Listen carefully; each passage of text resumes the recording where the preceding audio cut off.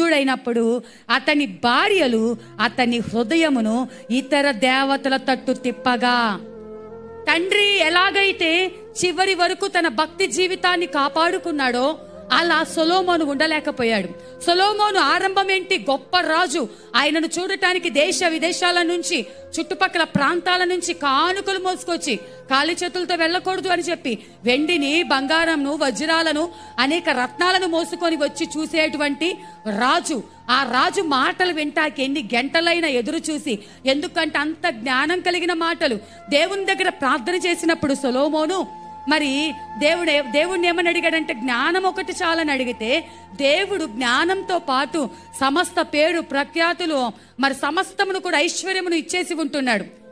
దావీదు దేవుని యొక్క హృదయానుసారుడైతే దావీదుతో మందిరము కట్టించుకోలేదు, కానీ సొలొమోనుతో కట్టించుకున్నాడు.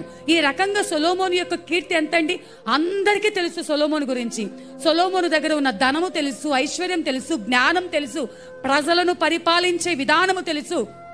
అంత జ్ఞానం కలిగి కార్య ఆరంభంలో ఒక మంచి పేరు తెచ్చుకున్నవాడు, కార్య అంతము అంటే ముగింపు వచ్చేసరికి తాను వృద్ధుడైనప్పుడు ఏమయ్యాడంటే ఆ భక్తినంతా పోగొట్టుకున్నాడు, దేవుని యందు భయము పోగొట్టుకున్నాడు, ప్రార్థన జీవితాన్ని, సాక్ష్య జీవితాన్ని అంతా పోగొట్టుకొని తన సాక్ష్య జీవితాన్ని పోగొట్టుకుని ఒక పతన స్థితికి, దేవుని ఎడల యథార్థ హృదయం కలిగి ఉండలేదు అని పరిశుద్ధ గ్రంథంలో వ్రాయబడి ఉంది.